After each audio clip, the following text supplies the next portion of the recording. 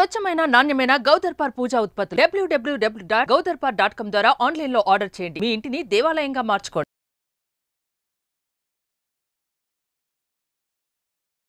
నమస్తే, welcome to Suman TV. నేను మీ యామ్ని. ప్రస్తుతం మనతో ఉన్నారు ప్రముఖ ఆధ్యాత్మికవేత్త, ప్రముఖ జ్యోతిష్య వాస్తు పండితులు డాక్టర్ గుండపూడి శివసుధీర్ శర్మ గారు ఉన్నారు.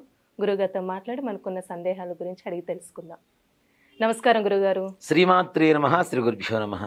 గురుగారు, ఇప్పుడు శ్రావణ మాసంలో అసలు శ్రావణ సోమవారాలకున్న ప్రత్యేకత ఏంటండి? అసలు ఇందాక మనం కొన్ని వీడియోలో చెప్పుకున్నామమ్మా, శ్రావణ మాసం ఉత్తర భారతదేశీయులకి కార్తీక మాసం అంత పవిత్రమైనది.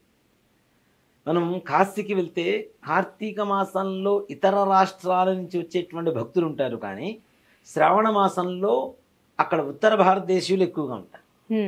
కాశీలో విపరీతమైనటువంటి జనం, బాగా రద్దీగా ఉంటారు భక్తులు. దేనికంటే శ్రావణ మాసం వాళ్ళ ఉత్తర భారతదేశ కాలమానం ప్రకారం కార్తీక మాసంతో సమానం. కార్తీక మాసం అంటే కంటే కూడా ఇంకా పవిత్రమైనది. ఎందుకు అంటే మనం చంద్రుని ప్రధానంగా చేసుకునేటువంటిదే మనం ఈ శ్రావణ మాసం అని చెప్పి చెబుతూ ఉన్నాం. అలాంటిది చంద్రశేఖరుడు కదా ఆయన, ఈశ్వరుడు. చంద్రుడిని నెలవంకని అలంకారంగా ధరించినటువంటి వాడు చంద్రశేఖరుడు. కాబట్టి ఈ శ్రావణ మాసం కూడా ఈశ్వర ప్రీతిగా చెప్పుకోవచ్చు. ఈశ్వరి ప్రీతి, విష్ణుమూర్తికి ప్రీతి, లక్ష్మీదేవికి ప్రీతి, ఈ గౌరీదేవి అమ్మవారికి అందరికి, ప్రతి ఒక్కరికి. గరుత్మంతుడు, ఇప్పుడు మనం చెప్పుకున్న గరుడ పంచమి, నాగుల పంచమి, ఇన్ని విధాల, కృష్ణాష్టమి, కృష్ణుడు, ఎన్ని రకాల పండుగలు ఉన్నాయో చూడండి. శ్రావణ మాసం అంటేనే నిత్య పండుగ. ప్రతి ఇంటి ముందు చక్కగా మామిడి తోరణాలు, పూలదండలు, చక్కగా అగరబత్తీలు, వాసనలు, సువాసనలు, దీపారాధనలు, పసుపు కుంకాలు, ముత్తైదువులు, చక్కగా కాళ్ళ నిండా పసుపు పూసుకొని, మంచిగా బొట్టు పెట్టుకొని, చేతి నిండా గాజులు వేసుకొని, చేతికి గోరింటాకు పెట్టుకొని, చక్కగా మంచి వస్త్రధారణ చేసుకొని గుళ్ళకి తిరగటం, పేరంటాళ్ళు, ఇదంతా కూడా శ్రావణ మాసంలో ఒక సందడి. దాంతోపాటు పెళ్లిళ్ళ సీజన్ శ్రావణ మాసం అంటేనే కదా. ఈ ఇంత ఆనందదాయకమైనటువంటి సంతోషకరమైనటువంటి మాసం శ్రావణ మాసంగా చెప్పుకోవచ్చు. అందుకని వాళ్ళ కాలమానం ప్రకారం కూడా తీసుకుంటే శ్రావణ మాసం ఈశ్వరుడికి చాలా ప్రీతికరమైనటువంటి మాసం. ఈ శ్రావణ సోమవారం ఏంటి అసలు అంటే, మనం కార్తీక సోమవారం ఎలా చేస్తామో శ్రావణ మాసంలో సోమవారం. ఇక్కడ చూడండి, ఎవరికైతే మానసికమైనటువంటి రుగ్మతలు, మానసికమైనటువంటి బాధలు ఉంటాయో అవన్నీ కూడా తీర్చేటువంటి మాసమే ఈ శ్రావణ మాసం.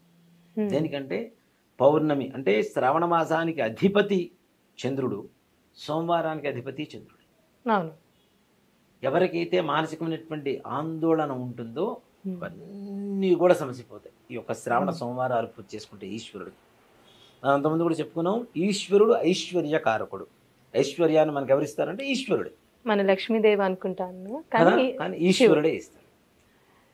ఈశ్వరుడు ఇచ్చేటువంటి అనుగ్రహంతో కలిగేంత ఐశ్వర్యం ప్రపంచంలో మరే శక్తి కూడా ఇవ్వలేదు. అంతటి ఐశ్వర్యప్రదాయకుడు ఆయన.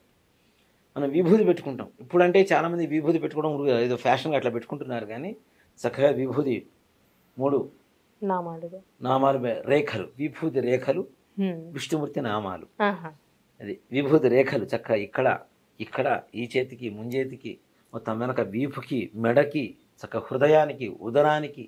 ఇంత ఏమవుతుంది అంటే దీంట్లో చూడండి, విభూతి వేడిని ఎక్కువ పెంచుతూ ఉంటుంది.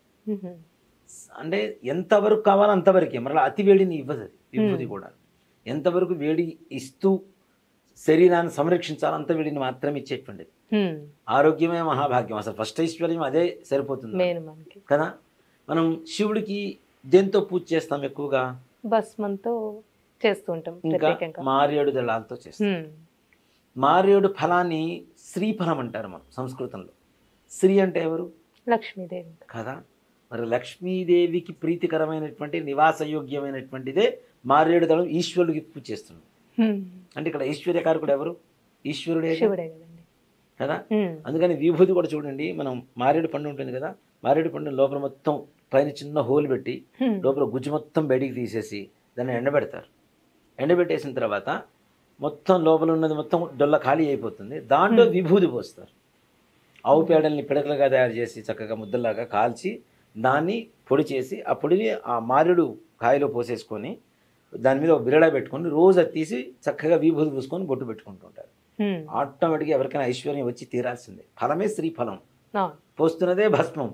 రెండు ఆరోగ్యం రావాలి, ఆనందం రావాలి, ఐశ్వర్యం రావాల్సిందే తప్పనిసరిగా. అంత శ్రేయోదాయకమైనది విభూది ఈశ్వరుడి దగ్గర. అలాగే మార్యుడి ఫలం, మార్యుడు దళం ఈశ్వరుడికి. త్రిదళం త్రిగుణాకారం త్రినేత్రం చత్రియాయుధం అని చెప్పి మనం బిల్వాష్టకం చదువుతుంటాం. నిజంగా నాకు బిల్వాష్టకం అంటే చాలా ఇష్టం అమ్మ.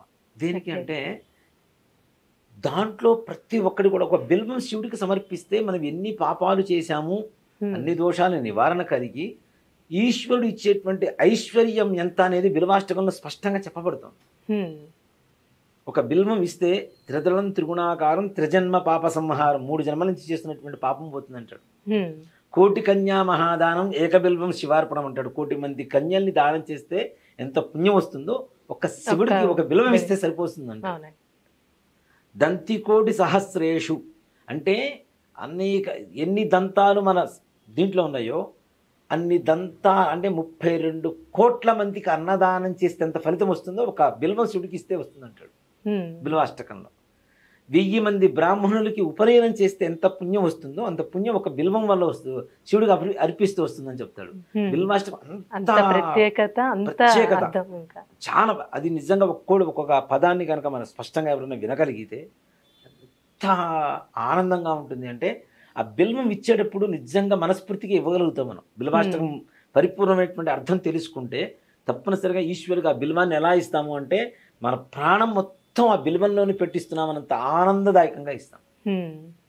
ఇప్పుడు నేను చెప్పడంలోనే ఆనందం ఏంటో అర్థమైపోతుంది. అంత పరమ పవిత్రమైనటువంటిది బిల్వం, ఈశ్వరుడికి ప్రీతికరమైనది, లక్ష్మీ నివాస యోగమైనది. ఈ శ్రావణ సోమవారాలు ఉపవాసం చేసుకుంటూ, కార్తీక సోమవారంలానే ఉపవాసం చేసుకుంటూ 4 సోమవారాలు ఉదయం పూట మారేడు దళం కాస్త పెద్దది తీసుకొని దాని మీద ఒక పుట్టమన్ను అంటాం కదా, పుట్టమన్ను కానీ అంటే చెరువులు దొరికేటువంటి మన్ను కానీ తీసుకొచ్చి శుభ్రంగా దంచి దాన్ని బాగా మెత్తగా దంచి వస్త్రకాయం బట్టి జల్లెడ పెట్టేసి దాంట్లో కొద్దిగా పాలు, పెరుగు, నెయ్యి, తేనె, పంచదార, విభూది, గంధం, పసుపు, కుంకుమ ఇవన్నీ కూడా మట్టిలో కొద్దిగా వేసి పుట్టమన్నులో వేసి కొద్దిగా నీళ్లు పోస్తే గట్టిగా శివలింగం తయారు చేసుకోవచ్చు చక్కగా. మనం ఈ శివలింగాన్ని మారేడు దళం మీద పెట్టి అభిషేకం చేస్తే ఇంకా కలగందంటే ఏముంటాయి చెప్పండి. లక్ష్మీ శక్తితో ఈశ్వరుని మనం సంపూడీకరణ చేస్తూ హోమం చేస్తున్నాము, మనం అభిషేకం చేస్తున్నాము అంటే ఎంత ఆనందదాయకంగా ఉంటుంది. ఆయన ఇచ్చేటువంటి ప్రతి ఒక్క వరం మనం కోరుకుంటే ఇంకా తక్కువ వరాలు కోరుకుంటామేమో, ఆయన సంకల్పిస్తే ప్రతి ఒక్కటి ఇస్తాడు. అంతే కదా. ఇప్పుడు మనం దేవుడి దగ్గరికి పోయి దండం పెట్టుకున్నప్పుడు దేవుడి సమ్మోహన రూపం చూసిన తర్వాత మన మనసులో ఉండేటువంటి ఆలోచనలు కూడా మారిపోతూ ఉంటాయి. మనం కోరుకోలేము, అన్ని కోరికలు కోరుకోలేము. చూడగానే ఇప్పుడు తిరుపతి వెంకటేశ్వర స్వామి ఉన్నాడు, ఆయన చూడగానే మనకు ఉండేటువంటి కోరికలు మొత్తం పటాపంచలేకపోతే ఎడిపోతాయి, అది చూడటమే సరిపోతుంటుంది కదా. అలాగే ఈశ్వరుణ్ణి నువ్వు ఏ భగవంతుడైనా ఏమైనా సరే కోరుకునేటప్పుడు నాకు అది కావాలి ఇది కావాలని కోరుకోకు. మనకి ఏం కావాలో, నాకేం కావాలో నీకు అన్నీ తెలిసాయా, నువ్వు ఇచ్చింది నేను తీసుకుంటానని చెప్తే ఆయన ఇచ్చేవి ఎలా ఉంటాయి, పరమేశ్వరుడు ఇచ్చేవి కదా.